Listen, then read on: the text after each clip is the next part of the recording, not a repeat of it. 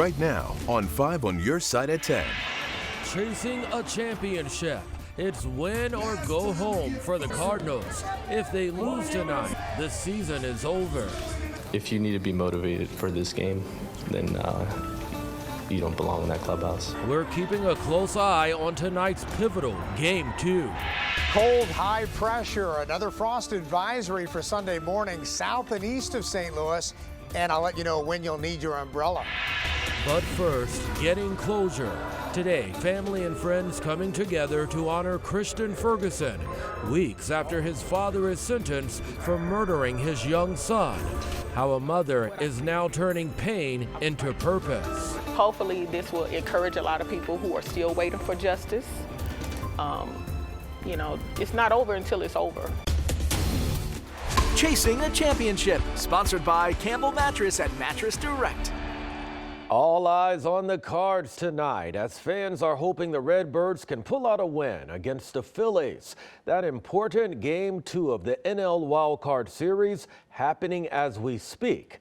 You're taking a live look over Busch Stadium where the top of the 8th inning is about to begin. We'll have much more on the Cardinals in just a few moments. But we begin tonight with our top story, remembering Christian Ferguson. A memorial today, less than 2 weeks after his father was sentenced in his own son's murder. Thank you for joining us. I'm Brent Solomon. 9-year-old Christian went missing nearly 20 years ago. Today, a sense of closure for his family.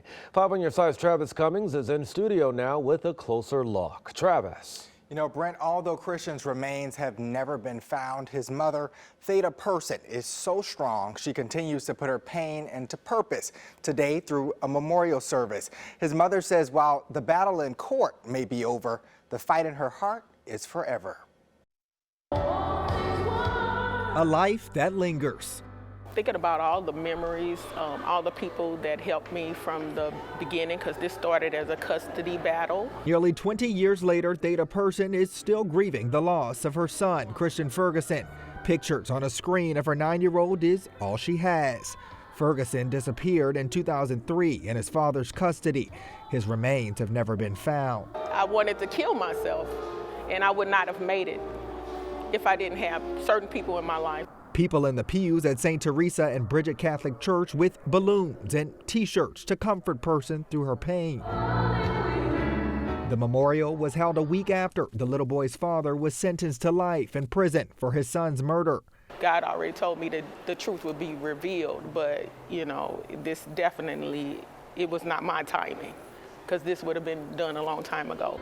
Person's using her strength to encourage other families through Looking for an Angel. That's the nonprofit she created in Christian's memory to increase awareness of missing persons and help families navigate the missing person process, fighting to expose systemic failures.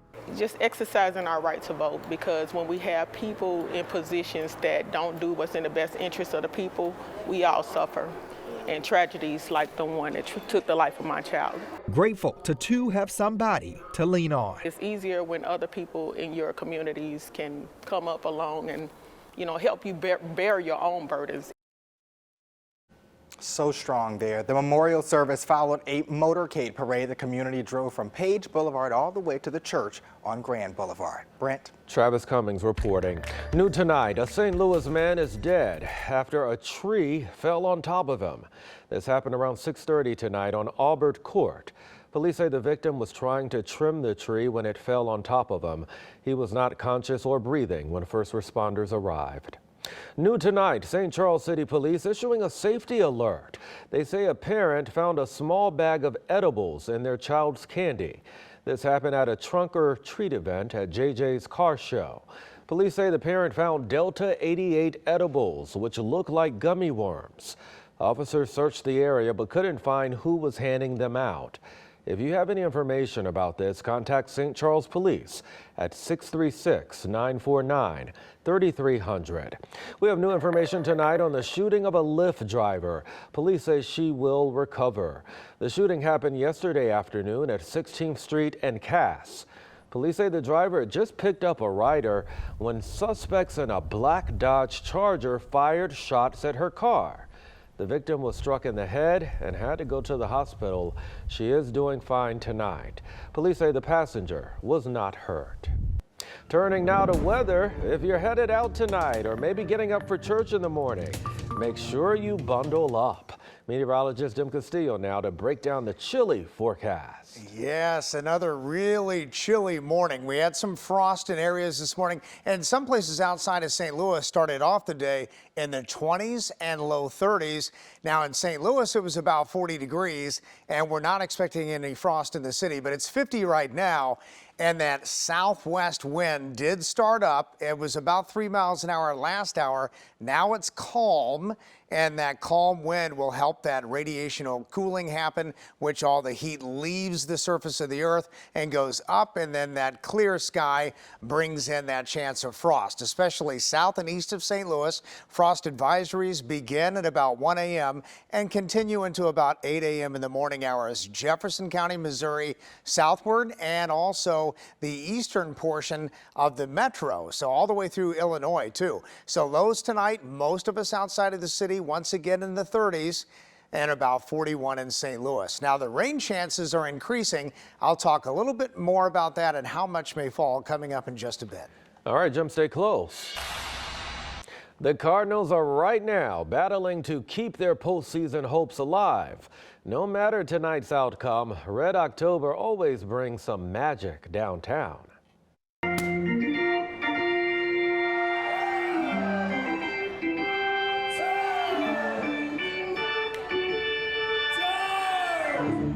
There you go. Fans gathering at Ballpark Village for a prep rally ahead of Game 2. The Cardinals playing in the postseason brings joy to both fans and even businesses. Oh, it just brings everybody up, spirits up, happiness as you go into the rest of the fall. It'll be great. We've been seeing all type of fans, people who have drove for hours to be here, families, generations of Cardinals fans who are getting together for this Red October baseball. So if the Cards win tonight, Game 3 would happen tomorrow night at Busch. First pitch set for 7:37. For more information on the Cardinals postseason and how to get playoff tickets, text the word CARDS to 314-425-5355. Well, just hours before the Redbirds played Game 2, it was a sea of blue downtown. The Blues held their final preseason game this afternoon at Enterprise, shutting out the Chicago Blackhawks. The note, opening the regular season at home next Saturday against the Columbus Blue Jackets. Well, today St. Louisans learned more about the effort to transform Steinberg Ice Rink into an all-season destination. The city and Forest Park Forever hosting an open house this afternoon at the rink and pavilion. For the first time, conceptual renderings for Steinberg Reimagined were on display, and that gave guests an opportunity to experience the potential of a year-round venue. This is the first of several opportunities for the community to comment. We will have a virtual open house on Tuesday, and then we'll have a series of pop-up open houses, freestanding open houses at venues around the St. Louis region. The city will use your feedback in the design phase of a reimagined Steinberg. Today's open house featured live music, games, roller skating, and a whole lot more. A historic St. Louis church now serving a new purpose. Spring is a time of rebirth, and we want to give this space a new life. It's had a beautiful history, and we hope for an extraordinary future. The church that burned 2 decades ago, now serving as a Grand Center event space. Many companies offer rewards for filling out surveys, but could that offer be too good to be true? What you need to look out for to protect yourself from scams. Frost for some, jacket weather for all, then a big warm up, and I'll time out any rain chances. A historic church in the Grand Center that burned down 20 years ago is now serving a new purpose. Today, the Pulitzer Arts Foundation hosted an opening celebration for Spring Church. The church was built in 1884. A fire destroyed it in 2001. The Pulitzer began preserving the site 2 years ago to create a safe and welcoming space for community gatherings and public art. We will host events like music, poetry, art, but also just making it open and available to the community. There's schools in the neighborhood who use it, there's neighbors, and people just stop by. The Spring Church is located on Spring Avenue between Washington Boulevard, not far from Grand Ole Square. It will be open from sunup to sundown. The Best of Missouri Market happening this weekend at the Missouri Botanical Garden. Today, more than 100 vendors filling the garden, selling everything from handcrafted items to food to craft beer. The market resumes tomorrow at 9 in the morning. And in weather, we have that frost advisory south and east of St. Louis tonight, starting at 1 a.m. going till about 8 a.m. tomorrow morning. More on how low the temperatures will go and then when that rain chance comes into play this week. Live from New York, a brand new episode of Saturday Night Live. Tonight's guest host is actor Brendan Gleeson with musical guest Willow. You can catch it tonight, following 5 on your side at 10. Developing now, Meta is warning that as many as 1 million Facebook users may have had their login info stolen. Meta researchers have discovered more than 400 malicious apps designed to steal your login. They are disguised as games and photo editors and even health and lifestyle services. The app asks users to log in with Facebook, allowing hackers to then steal your information. Meta is reaching out to users who may be at risk. Well, we're all trying to stretch our money these days, and some online ads claim you can earn cash or gift cards for just taking a short survey. But are they real? Brandon Lewis from our Verified team explains what you need to watch out for. Have you ever wanted to give a company a piece of your mind and earn a few bucks at the same time? That's the promise of some paid survey advertisements that Verified viewer Carolyn got in her email, and she texted us to ask if these are scams. So we verified 5 ways you can spot a paid survey scam using these sources. Companies do conduct legitimate market research using surveys. You've probably seen invitations at the bottom of receipts or in emails from stores. Some will even offer you a discount or the chance to win a gift card for filling out their survey. Scammers like to use these same promotions too, but their offer is usually a little too good to be true. So first, the BBB recommends watching out for surveys that offer excessive compensation, like a $100 gift card or a 90% discount in exchange for answering a few short questions. Second, scammers usually heavily emphasize the chance to win a reward.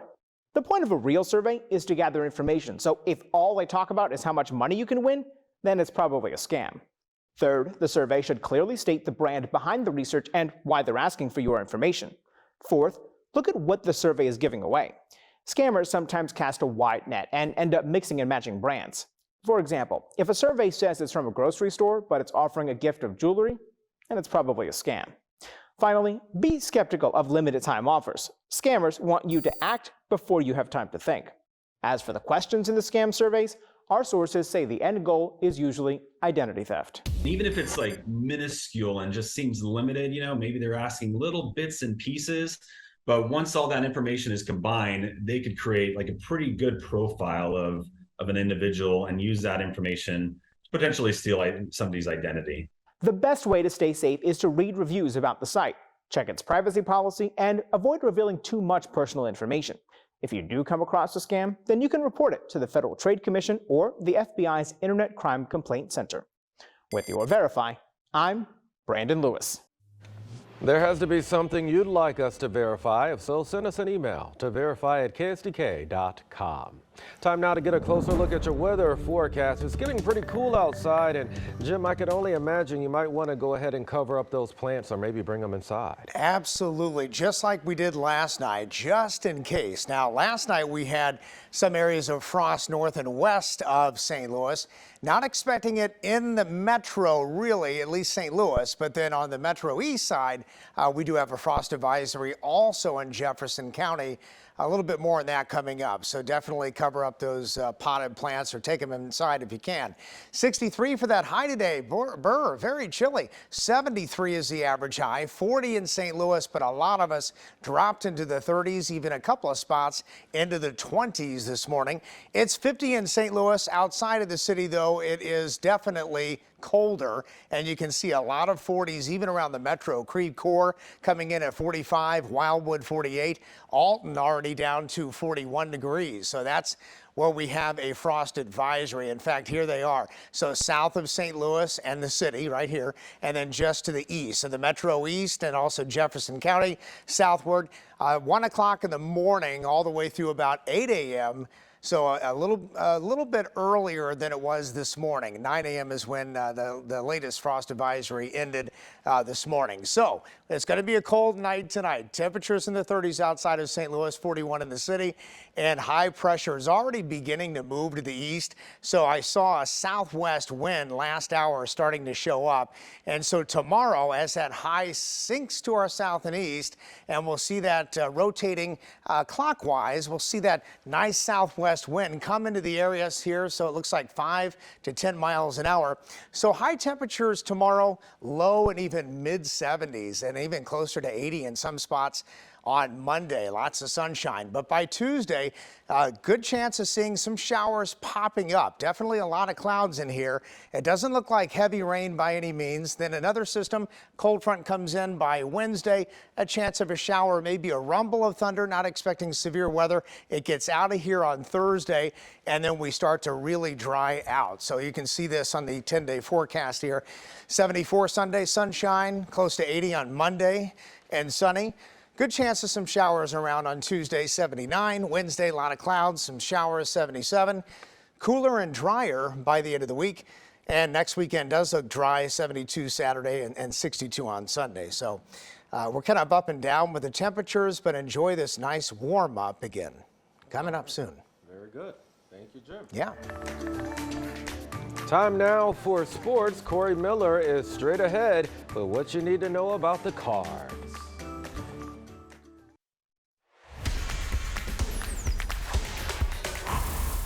Well, they say in baseball, momentum is just the next day's starting pitcher. The Cardinals certainly hoped that was true today after Game 1's ninth inning debacle against the Phillies last night. It was win or go home with two aces on the mound. Miles Michaelis got the ball in this one opposite Aaron Nola for the Phils, and they both came to play. Here's Michaelis' only big mistake. He hangs a breaking ball to Bryce Harper, and Harper puts it into orbit. 111 miles per hour and 435 feet later, Phils go up 1-0. Michaelis was good overall, though. 4 1/3, 2 earned runs, and this nifty defensive play right there. The Cardinals can't score, though. Aaron Nola has completely shut them down. Here's Albert. He sneaks that one through the left side for a base knock late. Could that be his final hit in the majors? I hope not. Right now, Phillies lead 2-0 in the bottom of the 8th. Well, our two big regional college football programs are having seasons in stark contrast with one another. In Columbia, the Tigers are coming close to pulling off some huge wins, but close isn't good enough. In Champaign, the Illini have excited the fan base for the first time in years. Let's check on how they both did today. In South, Cody Schrader, who gets the handoff, he's going to scamper outside and into the end zone. What a story the local kid has been this season for Mizzou. Tigers hung around in the second half. To Champaign, Illinois versus Iowa. Field goal and defensive battle in this one. Here's the local kid, Belleville West. Keith Randolph with the big-time sack. That guy can play. I told you this was a field goal game. This is Fabrizio Pinton. He kicks the 5th field goal of the game, and that was a deciding one. Illinois wins 9-6 over Iowa. That's a baseball score. The crowd is fired up, and the Illini are 5-1. A week from right now, I can't guarantee you we'll have Cardinals baseball to watch, but I can guarantee you we'll have some Blues hockey. The Note hosted the Blackhawks tonight for the final preseason game of the year before the games count for real next Saturday. It was all Blues today. The two big contract youngsters, Jordan Kyrou and Robert Thomas, sharpened their scoring skills. Here's Kyrou's nice score. Going to be followed here by Thomas's snipe. The Blues won 6-0. Jordan Binnington played the entire game, recording the shutout. He's only allowed 2 goals the entire preseason. Captain, your thoughts on the goalie heading into this year? No doubts in my mind, Binner's going to be Binner and doing what he does, and just like the way he ended, he's got that focus and just it's tough to explain. It's tough to put into words kind of what when he gets into this zone of what he can do, and it's just kind of much letting him do his thing. And for us, the focus is how much can we help him out. St. Louis City 2 was playing for the inaugural MLS Next Pro League Championship today in Columbus, taking on the Cruz development team. Here was the only highlight for City 2 today. Celio Pompo capitalizes on this mistake from the keeper. He nets the goal. However, it wouldn't be enough. The Crew took the championship 4-1, but congrats on a great first season to everyone with STL City SC. The first club will kick off at Centene Stadium in early 2023. All right, that can't get here soon enough. Well, not a great day over at Busch right now. There's still time though. We've seen Cardinals magic. Wouldn't put anything past There them. you go. All right, we got to believe. Let's hope, yes. Thank you. Jim, how are we looking? Well, areas of frost tomorrow morning in some spots, and then we warm up tomorrow instead of the 60s like today, 74, maybe mid-70s Sunday. Plenty of sunshine Sunday, Monday, and then Monday's high near 80. You got to love the sunshine. Yeah. All right, thank you. And thank you for joining us. Saturday Night Live is next, and you can join us bright and early at 6 a.m. Have a good one.